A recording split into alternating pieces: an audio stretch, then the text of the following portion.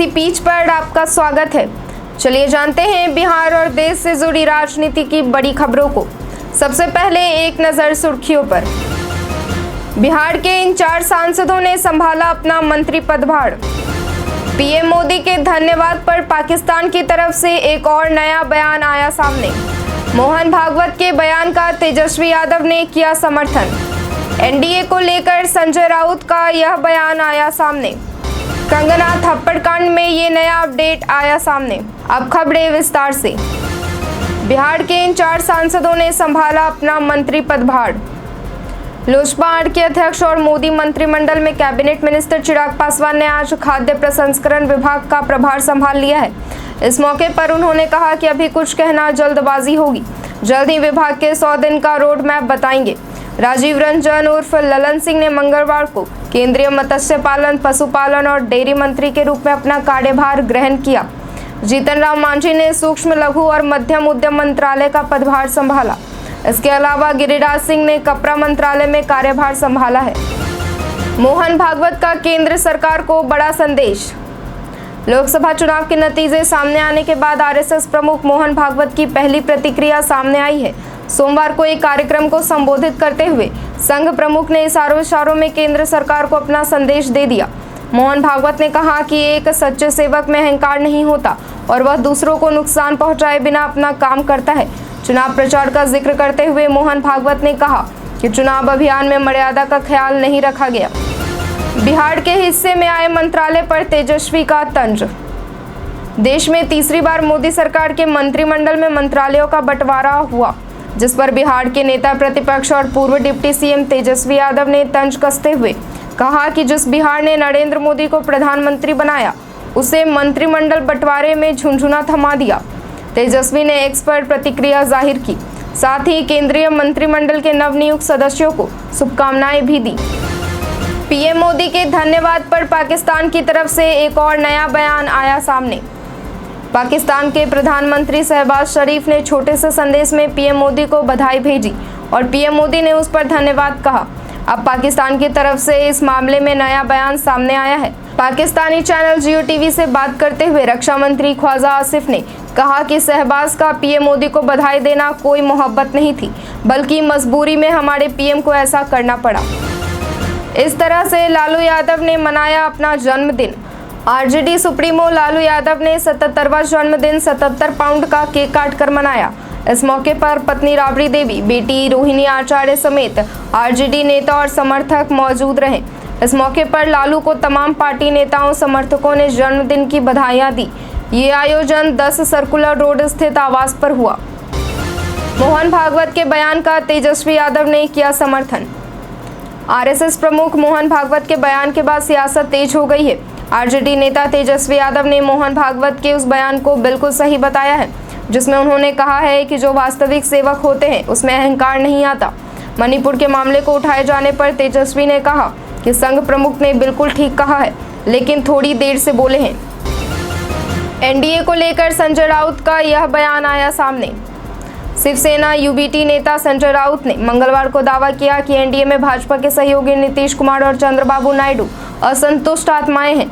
Media से बात करते हुए संजय राउत ने प्रधानमंत्री मोदी द्वारा शरद पवार को भटकती आत्मा से तुलना किए जाने पर कहा कि ये भटकती आत्मा जब तक भाजपा नीति सरकार को केंद्र और महाराष्ट्र से नहीं हटा देती, तब तक आराम से नहीं बैठेगी। मल्लिकार्जुन खड़गे का पीएम मोदी को तंज। मल्लिकार्जुन खड़गे ने सोशल मीडिया प्लेटफॉर्म एक्स पर लिखा कि लोकसभा चुनाव में देश ने ऐसा जवाब दिया कि मोदी सरकार को दूसरों के घरों से कुर्सियां उधार लेकर अपने सत्ता का घर संभालना पड़ रहा है। उन्होंने आगे कहा कि 17 जुलाई 2020 को प्रधानमंत्री नरेंद्र मोदी ने देश को मोदी की गारंटी दी थी कि 2022 तक हर भारतीय के सिर पर छत होगी। ये गारंटी तो खोखली निकली। करहल निर्वाचन क्षेत्र से अखिलेश यादव देंगे इस्तीफा। समाजवादी पार्टी के नेता अखिलेश यादव ने उत्तर प्रदेश विधानसभा के करहल निर्वाचन क्षेत्र से इस्तीफा देंगे। 2 साल बाद वह फिर नई भूमिका में नजर आएंगे। इससे पहले वह साल 2022 के मार्च तक आजमगढ़ के सांसद थे। हालांकि साल 2022 के विधानसभा चुनाव में करहल सीट से विधायक चुने जाने के बाद उन्होंने राज्य में नेता प्रतिपक्ष की जिम्मेदारी संभाली थी। भारत का चीन को मुंहतोड़ जवाब। चीन ने अरुणाचल प्रदेश की 30 जगहों के नाम बदले थे। अब भारत तिब्बत में 30 जगहों के नाम बदलेगा। यह चीन के उस उकसावे का बदला होगा जिसके चलते अरुणाचल प्रदेश में 30 स्थानों के नाम बदले गए थे। पीएम नरेंद्र मोदी के नेतृत्व वाली नवनिर्वाचित एनडीए सरकार ने तिब्बत में 30 स्थानों के नाम बदलने वाले प्रस्ताव को मंजूरी दे दी है। अश्विनी वैष्णव को फिर मिला रेल मंत्रालय का कार्यभार। मोदी सरकार ने एक बार फिर से देश के रेल मंत्रालय की कमान अश्विनी वैष्णव को सौंपी है। दोबारा रेल मंत्री बन जाने के बाद आज रेलवे सेक्टर में तेजी देखने को मिली है। आज रेलवे के सभी शेयर तेजी के साथ कारोबार कर रहे हैं। शरद पवार का पीएम मोदी पर पलटवार। लोकसभा चुनावों में मजबूत वापसी करने के बाद एनसीपी के प्रमुख शरद पवार ने प्रधानमंत्री नरेंद्र मोदी पर पलटवार किया है।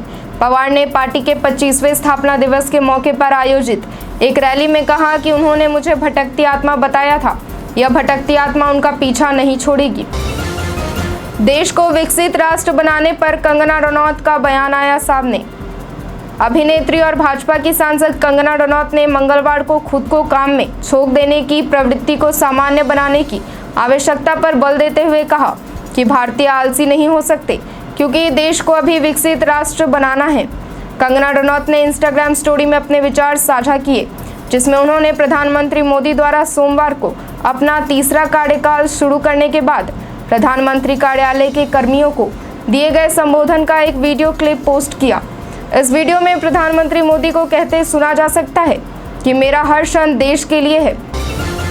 शपथ ग्रहण समारोह में तेंदुआ के घूमने की खबर को दिल्ली पुलिस ने किया स्पष्ट। नरेंद्र मोदी सरकार के तीसरे कार्यकाल के लिए आयोजित शपथ ग्रहण समारोह के दौरान भाजपा सांसद दुर्गा दास द्वारा शपथ लिए जाने के समय का एक वीडियो सोमवार को काफी चर्चा में रहा, जिसमें राष्ट्रपति भवन के गलियारों में एक जानवर घूमता नजर आया। इसके बारे में कुछ लोगों ने अनुमान लगाया कि यह शायद तेंदुआ था। हालांकि अब पूरे मामले पर दिल्ली पुलिस की तरफ से एक्स पर पोस्ट कर स्पष्टीकरण दिया गया है।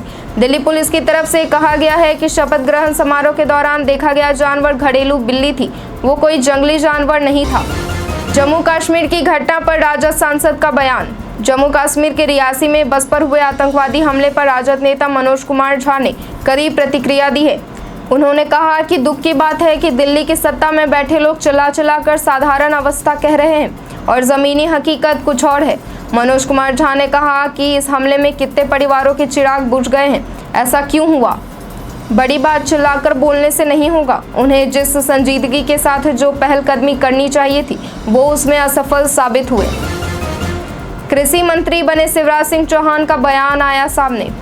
कृषि मंत्री शिवराज सिंह चौहान ने कहा कि अब प्रधानमंत्री के नेतृत्व में एनडीए सरकार इन कार्यों को और तेजी से आगे बढ़ाएगी। प्रधानमंत्री मोदी ने किसानों की आय दोगुनी करने का संकल्प लिया है, उस पर लगातार काम चल रहा है। हम सब मिलकर उसमें और भी तेजी से काम करेंगे और किसानों के कल्याण के लिए हर संभव कदम उठाएंगे। एनडीए की सहयोगी पार्टी से झारखंड में खटपट की खबरें आई सामने। केंद्र में कैबिनेट गठन के बाद से एनडीए की झारखंड में सहयोगी party all Jharkhand students union नाखुश नजर आ रही है।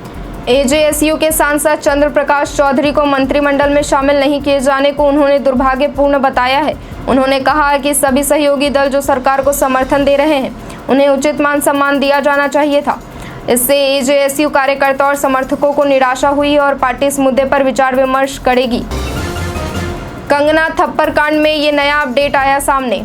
हिमाचल प्रदेश के मंडी लोकसभा सीट से नवनिर्वाचित सांसद कंगना रनौत और सीआरपीएफ महिला कांस्टेबल कुलविंदर कौर मामले में एक नया अपडेट सामने आया है। कुलविंदर कौर का कहना है कि उन्हें इसका कोई पछतावा नहीं है, साथ ही उनका कहना है कि वह माफी नहीं मांगेगी। अंतर्राष्ट्रीय योग दिवस पर प्रधानमंत्री ने कही ये बात। प्रधानमंत्री नरेंद्र मोदी ने 21 जून को अंतर्राष्ट्रीय योग दिवस से पहले मंगलवार को लोगों से योग को अपने जीवन का अभिन्न अंग बनाने की प्रतिबद्धता दोहराने और दूसरों को भी ऐसा करने के लिए प्रोत्साहित करने का आह्वान किया। उन्होंने सोशल मीडिया मंच एक्स पर एक पोस्ट में कहा कि अगले 10 दिनों में दुनिया 10वां अंतर्राष्ट्रीय योग दिवस मनाएगी, जो एकता और सौहार्द के इस अभ्यास को इंगित करता है। राजस्थान का सियासी पारा हुआ गर्म। राजस्थान में एक बार फिर से सियासी पारा गर्म हो गया है। प्रदेश के पूर्व सीएम अशोक गहलोत ने मुख्यमंत्री भजनलाल शर्मा को अनशन की चेतावनी दी है। कांग्रेस नेता अशोक गहलोत ने सीएम भजनलाल शर्मा को सोशल साइट्स एक्स पर एक पोस्ट में टैग करते हुए उनसे जयपुर में गांधी वाटिका म्यूजियम शुरू करने की मांग की है। उन्होंने कहा है कि अगर ऐसा नहीं हुआ तो गांधीवादियों को अनशन के लिए मजबूर होना पड़ेगा। यूजीसी को लेकर महत्वपूर्ण अपडेट आया सामने।